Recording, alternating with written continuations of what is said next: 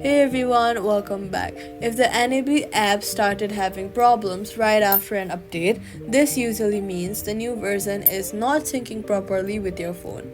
First, restart your mobile device. This helps updated app to load correctly with fresh system files. Next, head over to your App Store, open it, or Google Play Store and check if there is another minor update available. Sometimes banks releases quick fixes after a major update.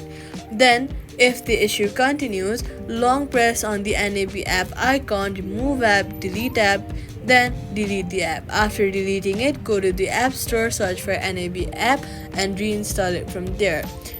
After that, log in again and allow required permissions. If the problem still remains, your phone operating system may need an update to support the latest NAB app version, and that's it. Subscribe for more quick fixes.